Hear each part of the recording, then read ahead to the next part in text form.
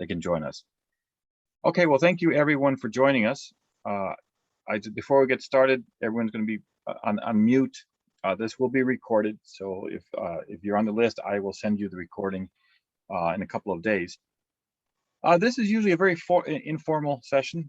Usually we take the guest will take the questions after she finishes speaking. But if you have a question, feel free to just send it on chat, and she can address it during the program. Without further ado, I will hand over the mic to Elisabet. It's all yours. Thank you. Thank you. Thank you, Tom, for having me today to cover this topic in our Global Thought session.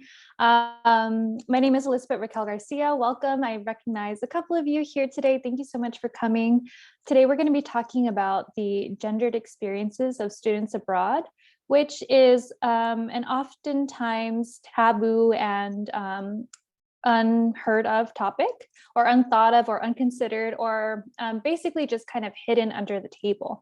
But it's very important that we talk about it today. So I'm very excited that you all are here so we can enjoy this conversation together. It's a very sensitive topic, so I will let you all know about potential trigger warnings if they come up, because as much as these situations happen to students abroad, they might have happened to ourselves when we were students abroad. And I welcome you all to contribute to the conversation as well. If you would like to share any insights or experiences, questions, or concerns, you can do that throughout the session. You can feel free to place the question in the chat, just like Tom mentioned, and I'm happy to answer it either at the end or in the middle of the discussion, whatever works better for everyone here. So I have no slideshow today, so it's just going to be me chatting with you all. The reason for this is because, again, this is a mostly unheard of, unresearched, undiscussed topic. It's very taboo, and so I don't have any data to present on this. And my hopes from this conversation is inspiring the beginning to collecting such data so that we can, I guess, measure and track and really implement this information to make better change to support students throughout their gendered experiences. So let's go ahead and get started. Firstly, I want to start off by explaining what I mean by gendered experiences.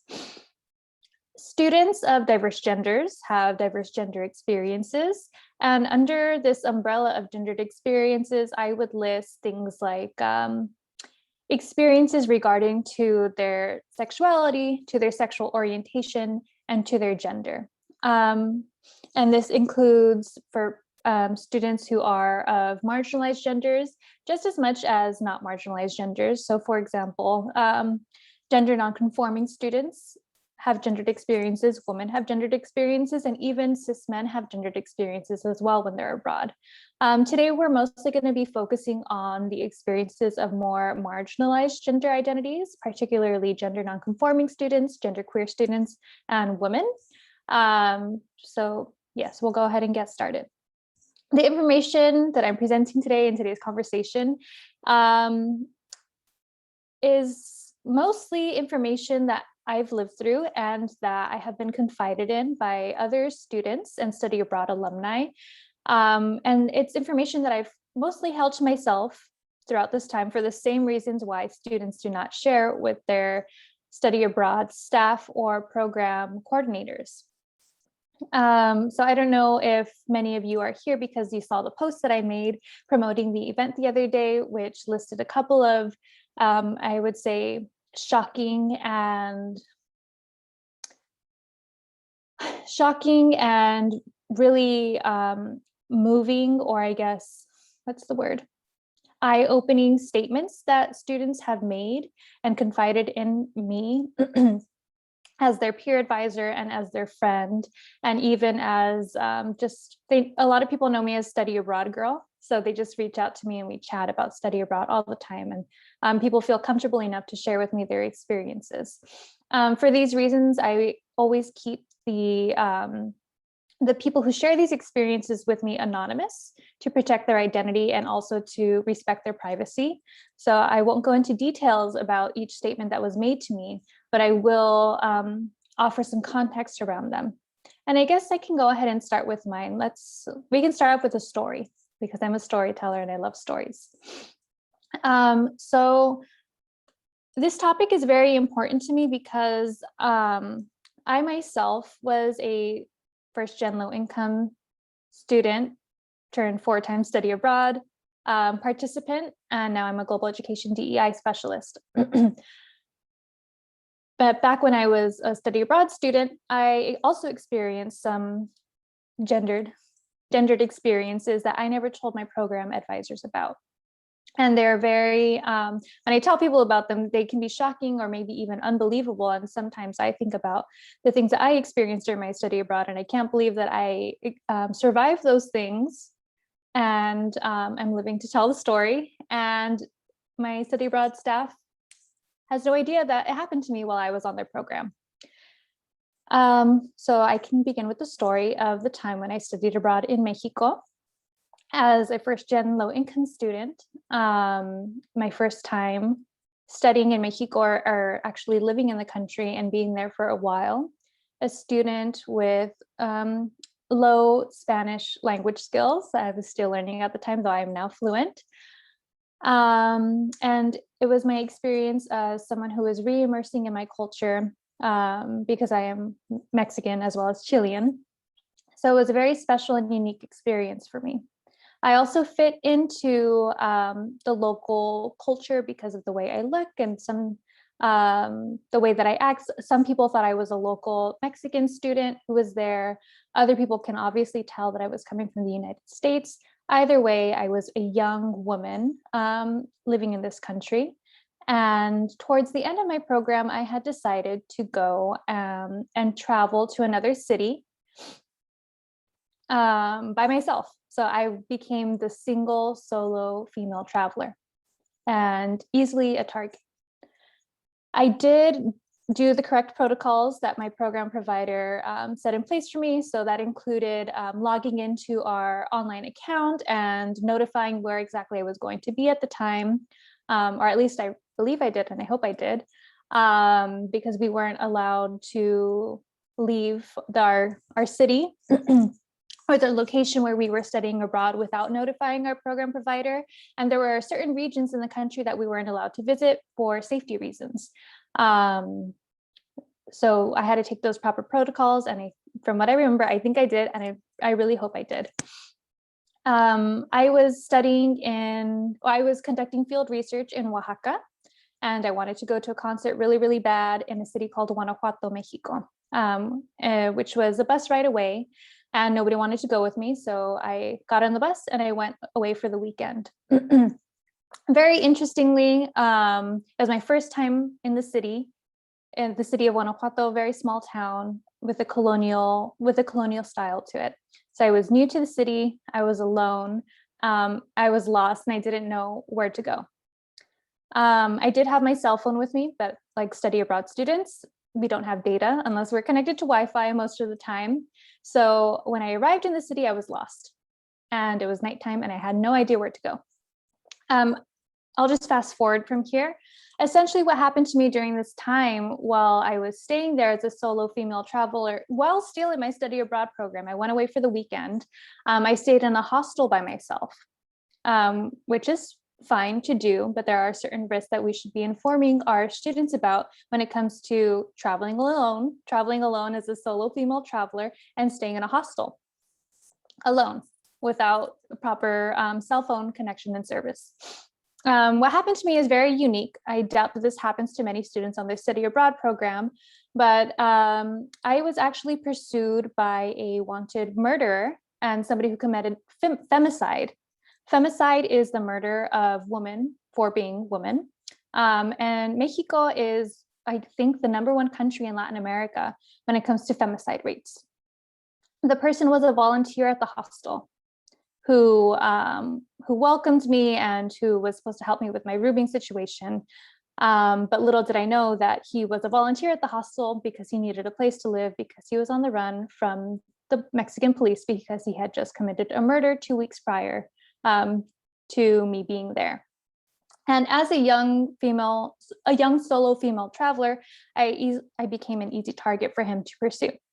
And he did. And it was very scary. luckily for me, I practiced good boundaries and I kept my distance as much as I could, though he really creeped me out. So I kept myself safe in the situation, though things could have turned very wrong very quickly. For example, I was forced to go on a late night walk with him after he tricked me into going out, thinking that we were going as a hostel group. I was in a colonial city with lots of tunnels and very high walls. So as we were walking through the night, I could have easily been pushed into an alleyway or into another dark place or corner of the city and possibly never heard from again. And I still think to this day what things could have been like had that happened. Luckily for me, nothing to that extent happened because I practiced very strong boundaries and was able to hold my ground despite any pursuit that he was giving. But for a lot of students, they can be caught in this type of situation where they don't feel as confident with practicing boundaries like that, or they don't feel as confident with being able to say no or keeping their distance from people because they might not have gained the skills and they might just be very, very scared of being able to get themselves out of that type of situation. At the time, I did not know he was a murderer. I just know he was a creepy guy working in the hostel who would not leave me alone. And it wasn't until 2 months after I returned back from my study abroad program that another friend I had made at the hostel, who was also a volunteer, gave me a phone call and told me that the reason why I got the creepy vibes from the creepy guy was because he was a wanted murderer, and that he should have believed me when I told him that something was wrong. So this is my story, one of many from my gendered experiences abroad, but this is the most extreme. And I think that it's important to share, and it's important that people know that this happens to students abroad with or without them knowing, or with or without their staff knowing either. After learning that this person was a wanted murderer, I did not tell my program provider. When I came back from that weekend, though, I was like shaken up because it was a very odd and uncomfortable situation to be in. I didn't tell my program provider either. The on-site staff didn't know that I had experienced a really uncomfortable situation.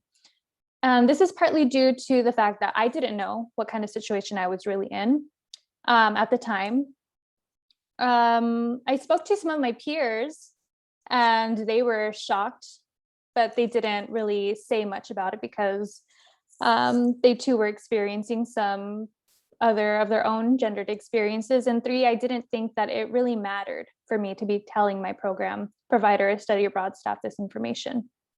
Looking back to it now and working as a global education DEI specialist who strongly believes in training on-site staff to make themselves more available, accessible, and welcoming to students, and now I see some ways that I guess I could have reached out to my program staff or asked them for better support around these circumstances, because I was shaken up from what happened over the weekend, but I didn't tell anybody.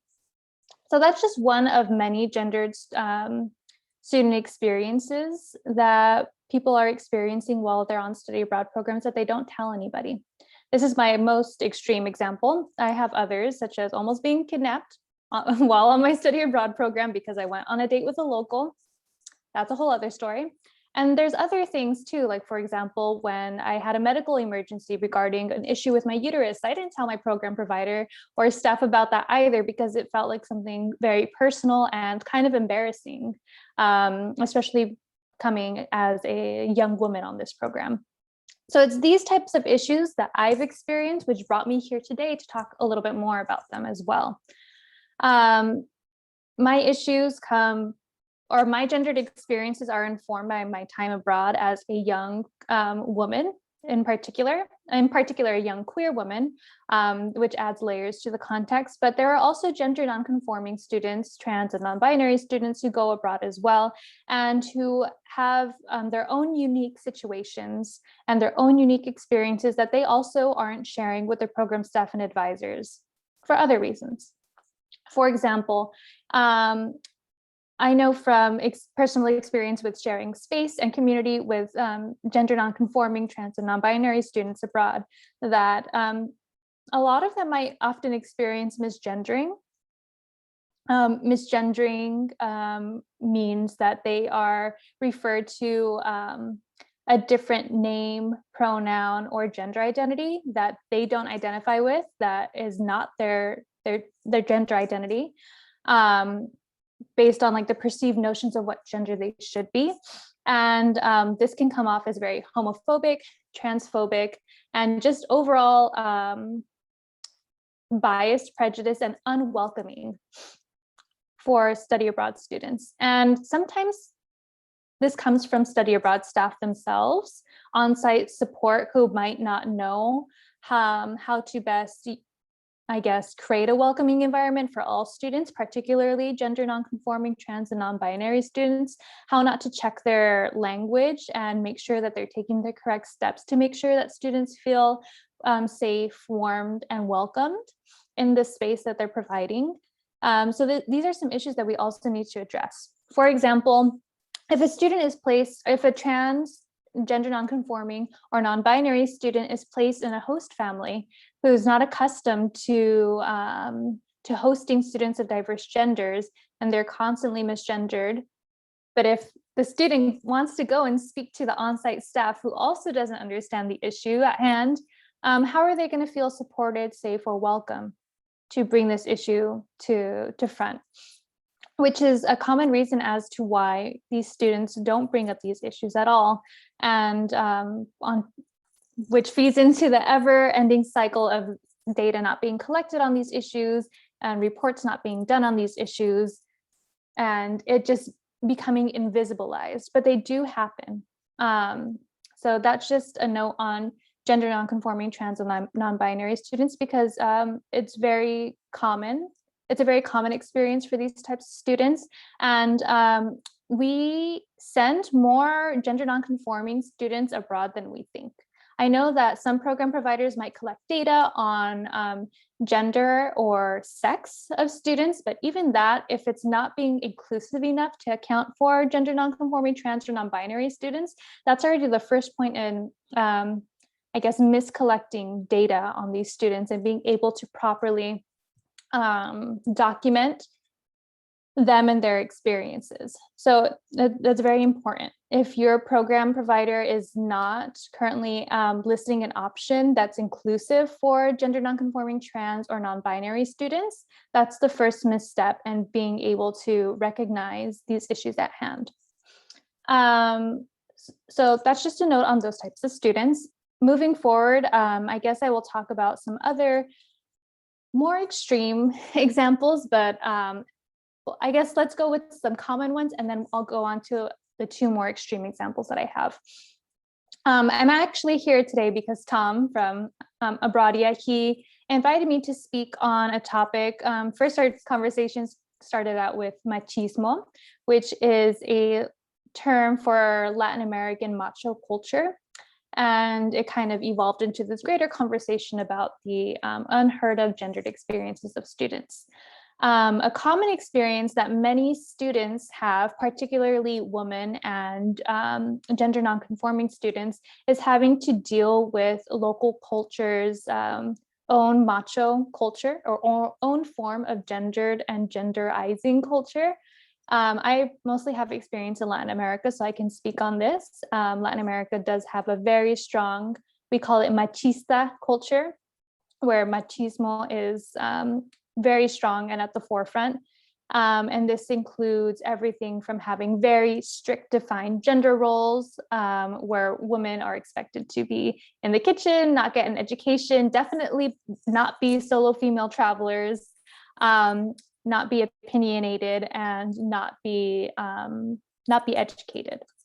And where men on the other side are seen as strong, they are seen as, I guess, the breadwinners, the ones who are, if they're able to access an education, the ones expected to go get an education and get a formal job and then come home and support their family.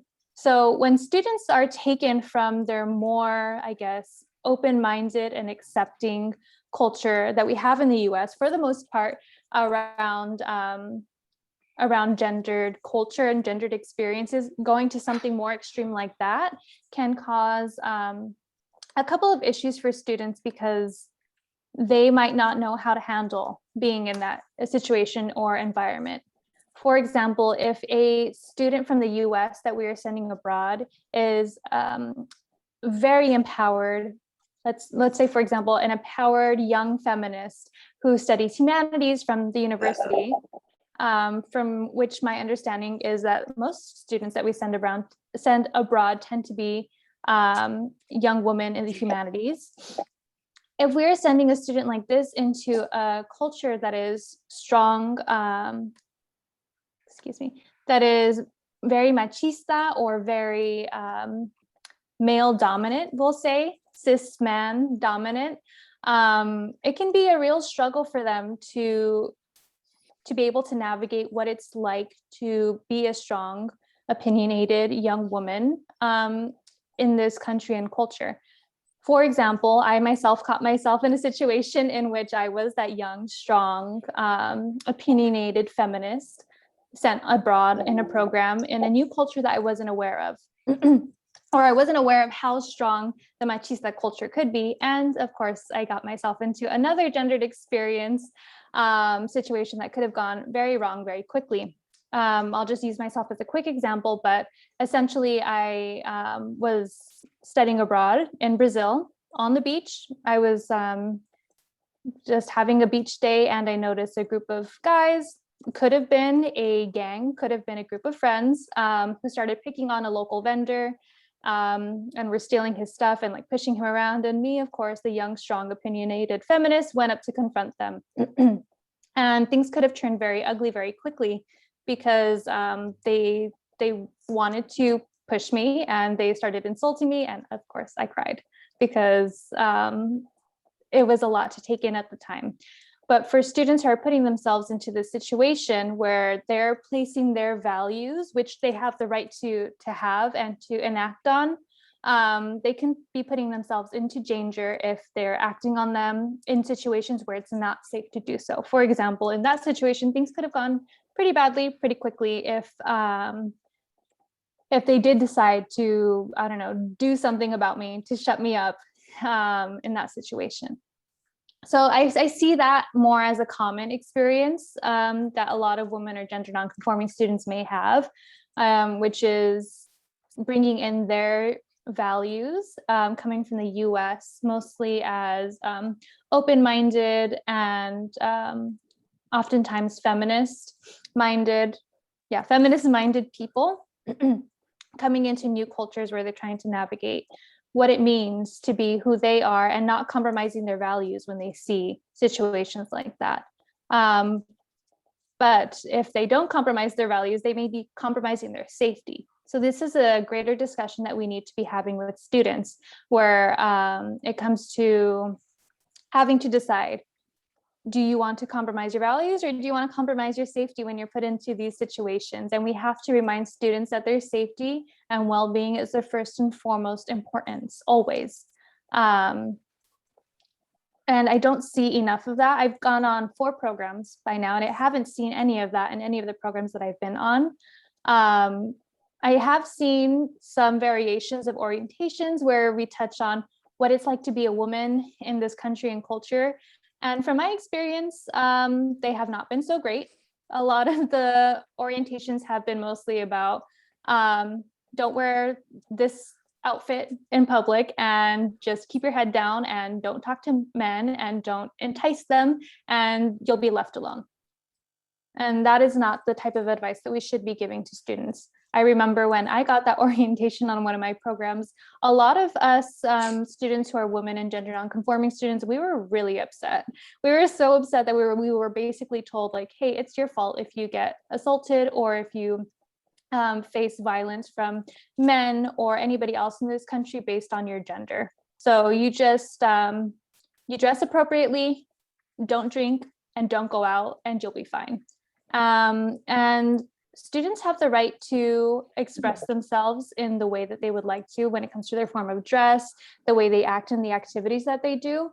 But we also have to keep in mind that we need to advise them to, again, put their safety first and foremost, but we need to communicate this in a more intelligent way rather than blaming it on them if they were to get into a situation in which they are assaulted or met with violence based on their gender.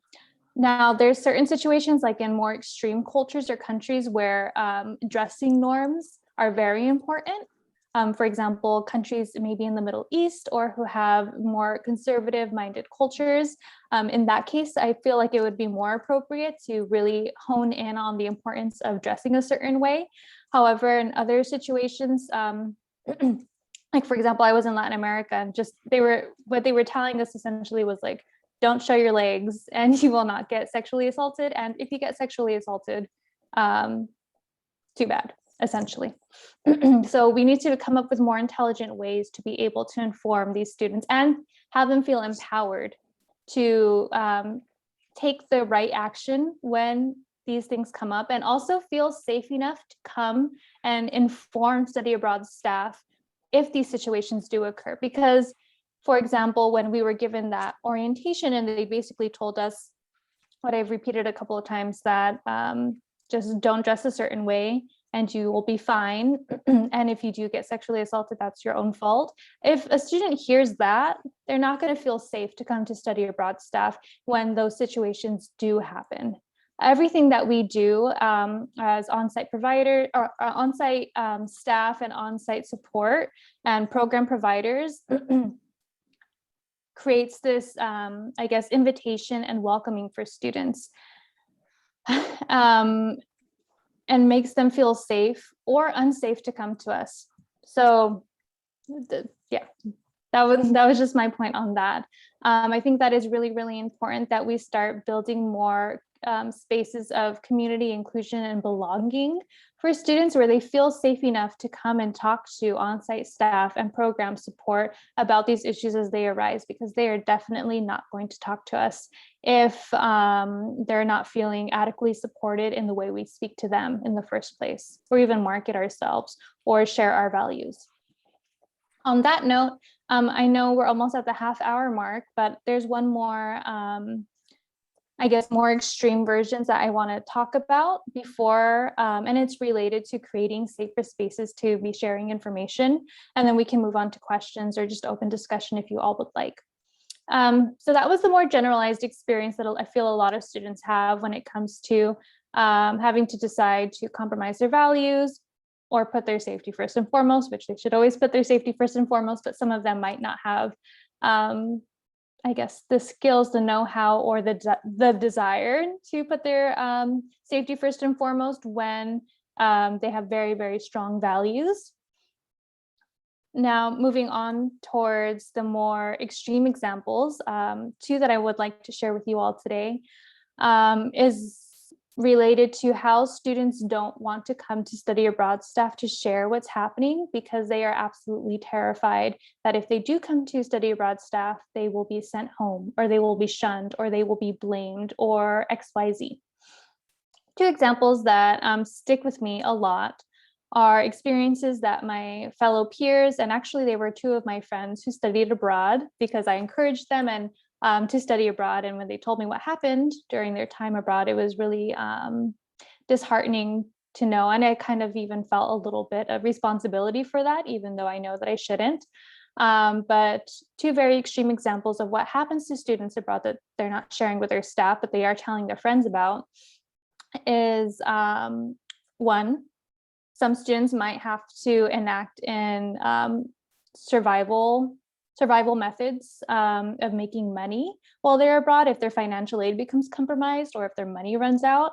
I personally, I had issues with financial aid while I was abroad on one of my programs and ate one meal a day. So I completely understand the situation that some students might be finding themselves in. I did have one friend and fellow study abroad alumni share with me that they had to conduct survival sex work near the end of their program because their money was all out and they couldn't get home because their return ticket was for a later date. And so they were stuck in the country that they were studying abroad in. And they didn't tell their on-site staff about it because they didn't know if the staff would support them enough to help them get home earlier or help them get more funding or any of that. And they were just simply too scared to share. So they took their own initiative and decided to do survival sex work. And they were in a country in Europe. So it was a little bit more, quote unquote, safer to do this type of work rather than in other countries where it can get a little bit more violent, especially if that type of work isn't legalized or is really badly criminalized. I believe in the country that they were, it was not criminalized and it was legalized. So it was a culture that was a little bit more supportive of this type of work and less violent towards it. But still, no student should ever have to do survival sex work while on a program that's supposed to support them throughout their time there. And this is really important to talk about today because it happens. And this is just one student who shared with me their experience. I don't know how common it is, again, because we're not collecting data on these types of situations and these types of experiences.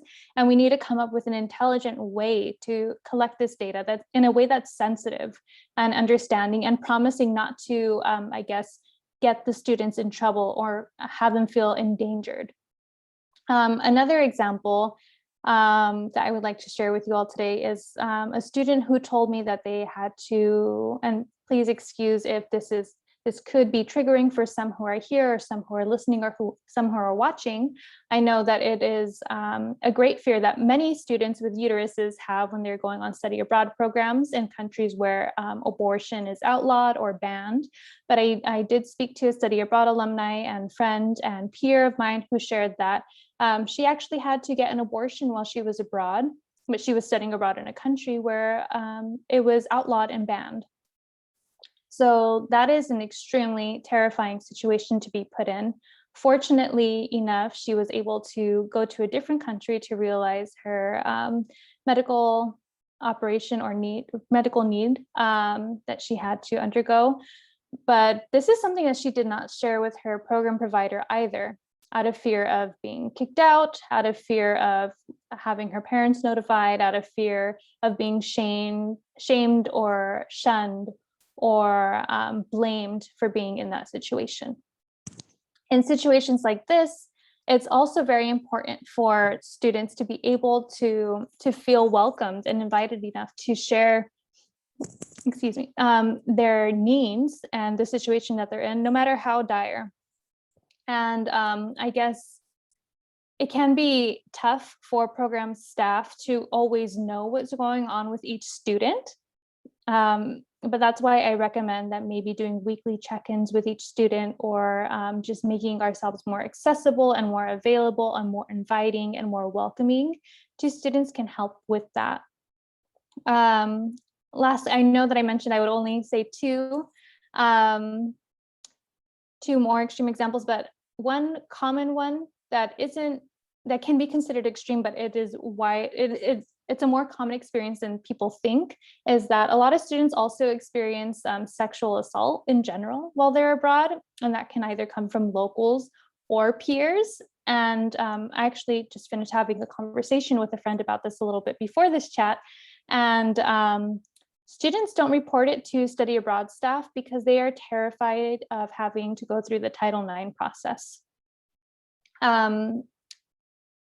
A common conception from students is that the Title IX process does not adequately support them with their needs as survivors of sexual assault and is very traumatizing for them to have to go through.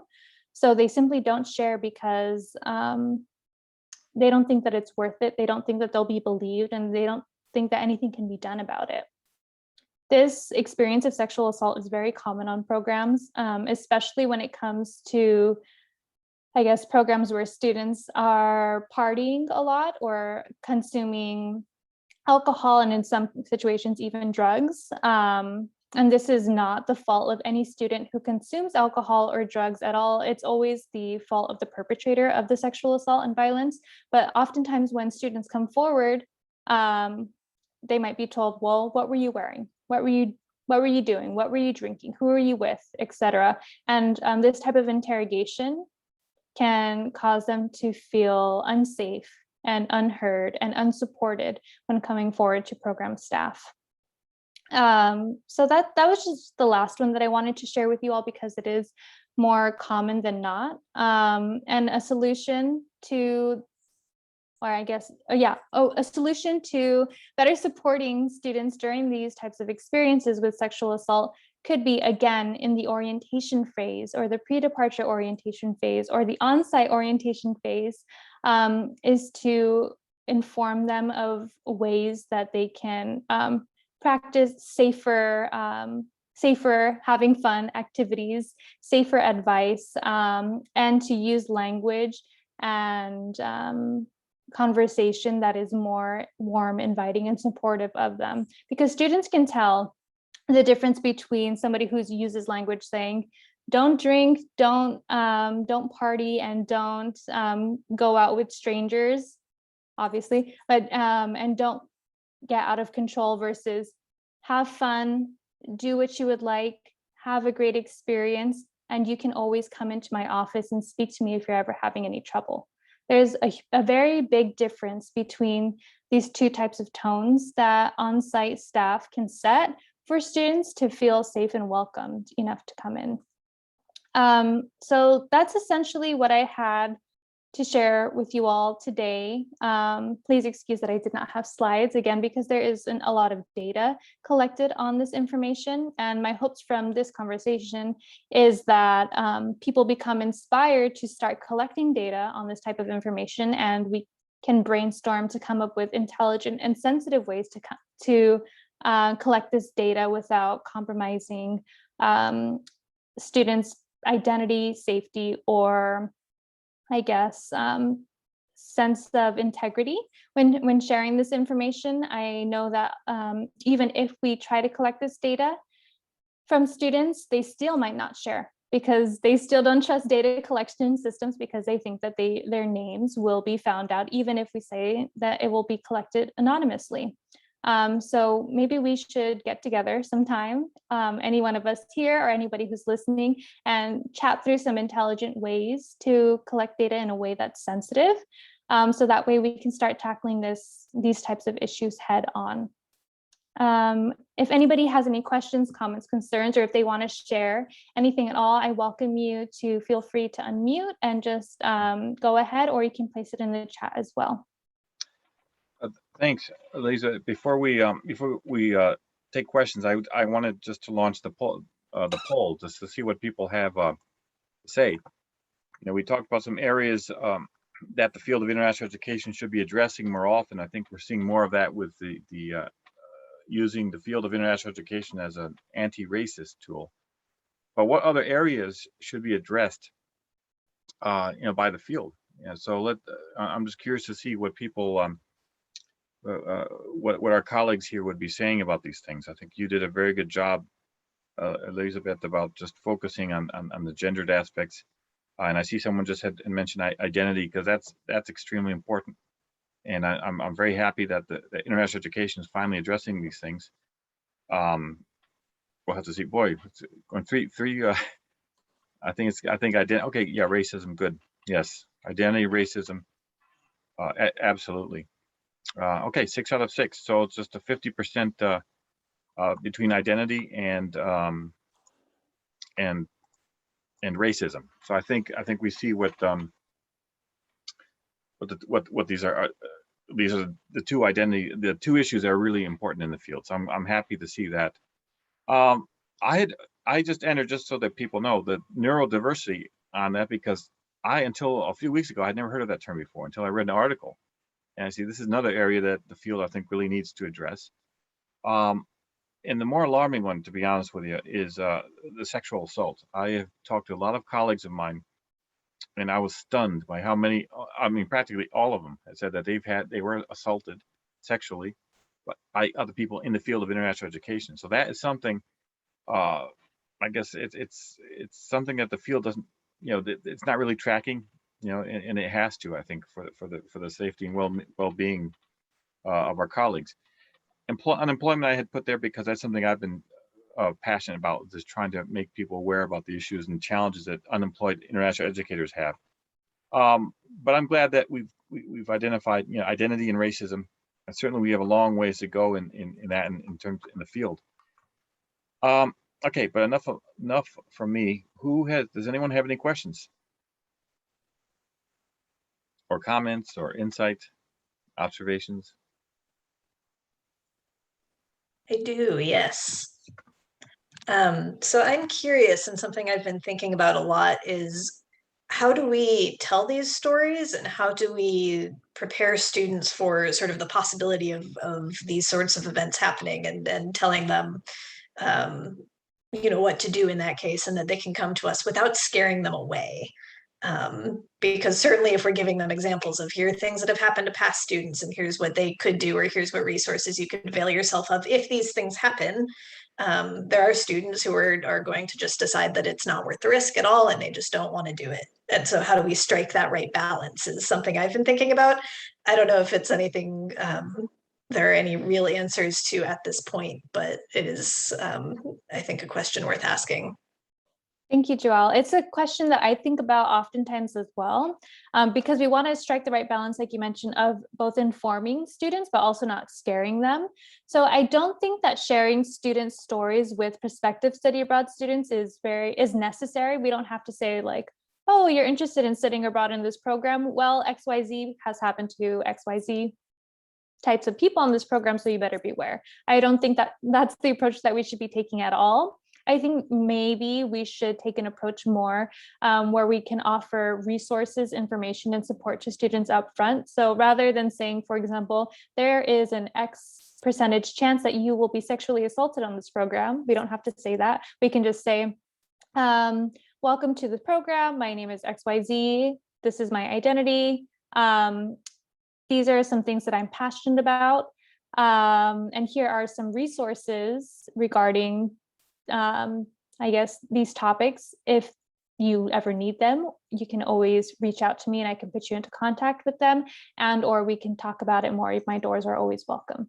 In the case of somebody who, say, for example, we're trying to prepare students for the possibility of experiencing sexual assault, we don't have to say, there's a chance you'll be sexually assaulted on this program. We can just say, hi, I'm a survivor, or I'm an ally of survivors and I believe survivors. So here are resources that I share with all my students in case they might need them. And of course, my doors are always open and you're always more than welcome to come and speak to me about this. So something more like that. I think that, yeah, sharing student testimonials and stories beforehand can probably scare students away, especially because I know a common fear that a lot of young women and gender nonconforming people have before going on programs is this very idea, especially the families that are concerned for students going abroad. They'll tell them to take self-defense courses, to carry pepper spray, etc. So very good point. Thank you. And you're welcome to continue if you had anything else you wanted to share or anything else you want to ask about too. Also, Tom. That's dangerous. I could end up talking all day. What I'm going to do with everyone here, there was a very powerful podcast, I think a year ago, which focused on these American students who were assaulted sexually by someone who was working for a study abroad provider, and in Spain. And one of the US-based study abroad providers involved is a very big one. So what I'll do after all this, I'll send you the link and you can listen to that on there all the time, but I was stunned by that. And I used to be a resident director in Cuba for another study abroad program. And of course, the machismo there is horrendous. And I'll tell you about how deeply ingrained it is into the thinking of people in there, including in women. I gave an assignment. I taught cultural realities of Cuba. And I always gave my students a weekly assignment. So one week I said, look here, let's talk about gender relations, gender issues in Cuba. You go out, you have a whole week. I want you to interview people and then give me a 250-word essay about what you did. The point is, you have to interview someone. And so one of my students came back and she was just extremely upset. And I said, what happened? She said, well, I interviewed one of my professors. She's a female professor. And she said, look, the machismo these comments don't bother me, because if I don't receive those comments, no matter how crass they are, then and it tells me that something's wrong with me. It's an insult to my appearance, to my sense of self. And we had a very frank conversation. I said, that's the issue. It's so ingrained in some of these cultures that people, they've accepted. They've become very passive about it. And I think that's why also I had hired a young Cuban woman to give the part of our orientation focused on machismo and some of these things on it. And she was a complete bomb. I was a complete disappointment, because basically she said, well, it's just the way it is here. You have to deal with it. And I said, that's just the complete opposite of what I wanted you to say. So ever since then, I always had a female American come and do that presentation on it, because they have the perspective, the self-awareness, and oftentimes the tools to make this presentation.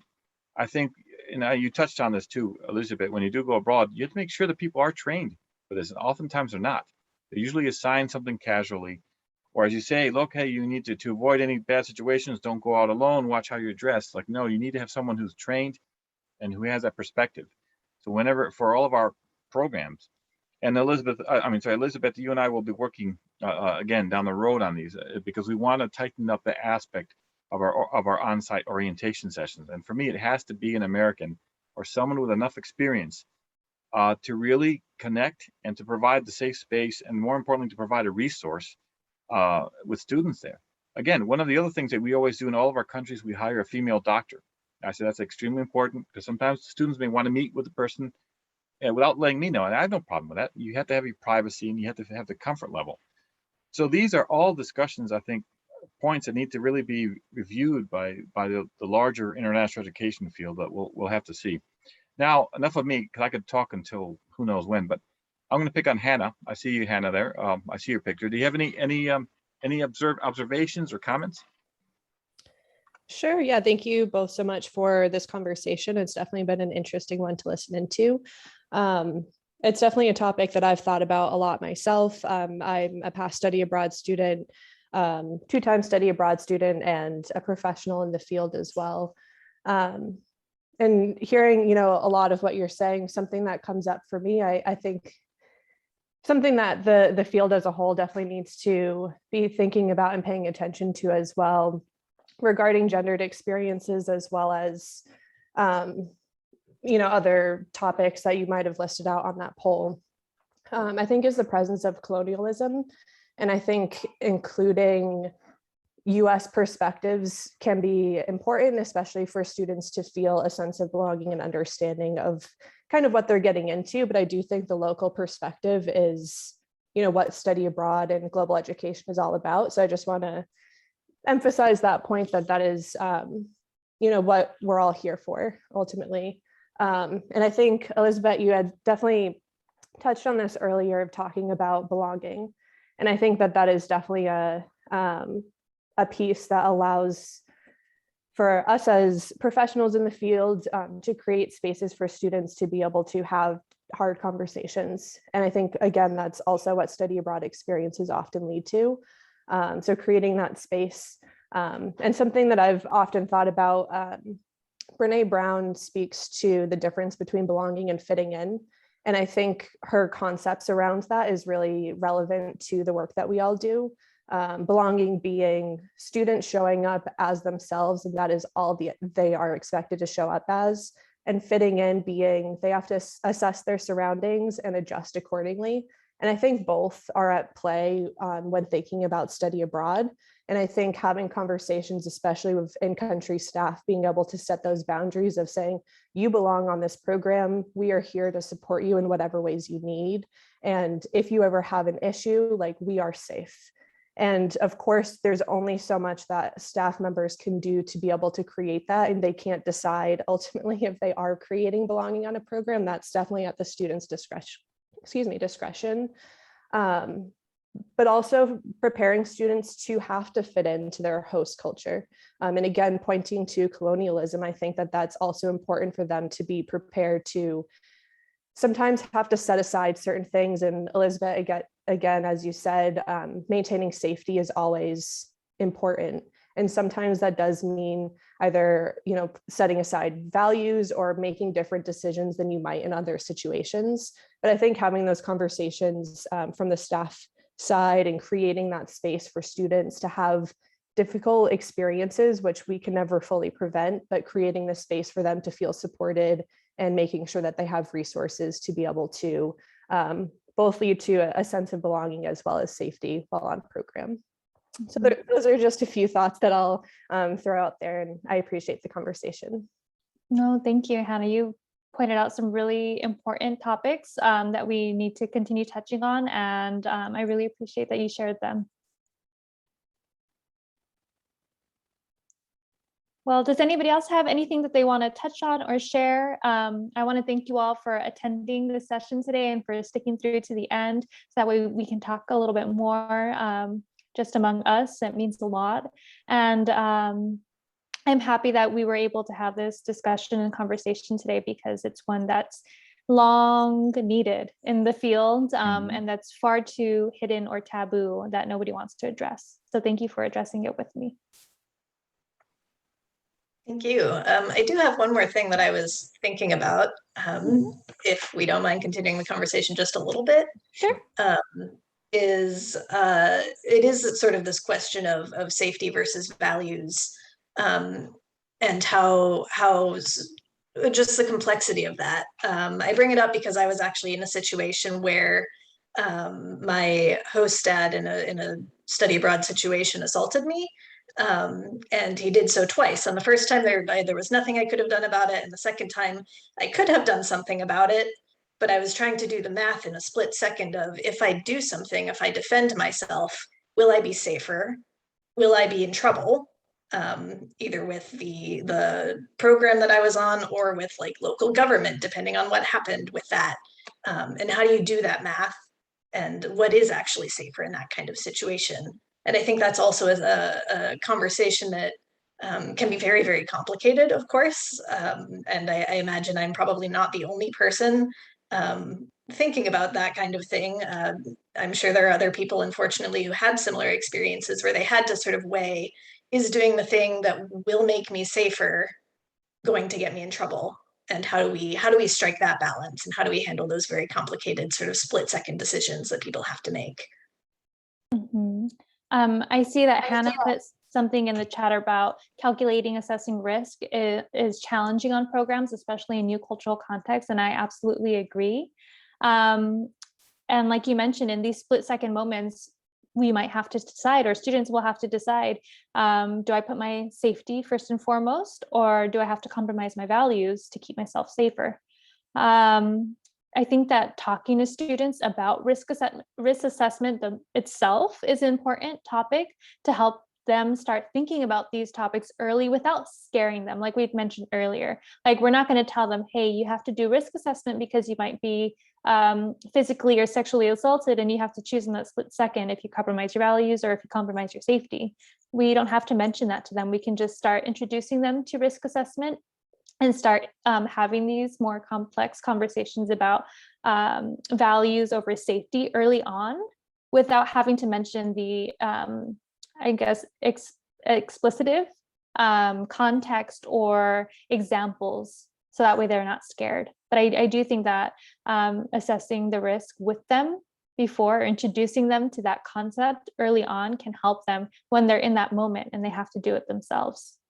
Right, as well as maybe introducing them to the process of, should something happen, here's how we will react if you decide to do this thing versus this other thing, and having that conversation as well, so that they don't have to have that extra added pressure of, will I be in trouble for reacting however they do, or however they may need to.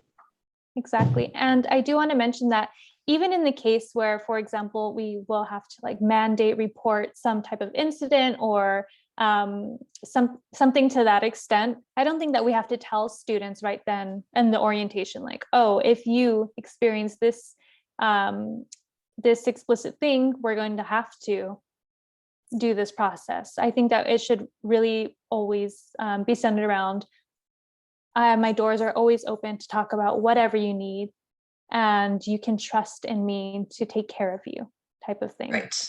Because and then following through on that trust as well, I think exactly is the next step in that. Exactly, very important. But if students think or are informed of the more technical, like things that have to happen behind the scenes for protocol reasons or whatever, they will definitely be scared and turn off from that possibility of having to go through that process. Yeah, so thank you for bringing that up.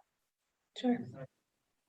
One thing I'd like to see, and we're seeing this now with the anti-racist movement now within international education, is you know how the Forum on Education Abroad has the vocabulary, the glossary of terms in the field. I think they need to add terms like genderizing, and things like that. You have to, because there's no voice. I mean, it's purely pedagogical, right? Methodology. You need to bring also these values in as well, not just cross-cultural values, but something that's specific to a significant part of the student population. So I'd like to see that at some point. I do have this story, and this is why, for me, it was so important that we invited Elisabet to talk with us. When I was in Cuba, when I was resident director, one of my students went out. It was like, I think, 4 females, 3 males, and then they invited a professor from the university to go with them. And he was someone I thought I could trust. But they went to the beach, and then several days later, no one mentioned anything to me. I noticed something with all the students. I sat down with them and said, "Look, I can see something in your faces. What's going on? Tell me." And they tell me that they thought one of the students was sexually assaulted by this professor. In the water, you couldn't really see because the bodies were primarily underneath the body of the water, the surface of the water. They surrounded her when she came back on shore, and then he left angrily. Now at that particular site, I went to the host university, but the Office of International Relations, they're all women. They had no idea what to do.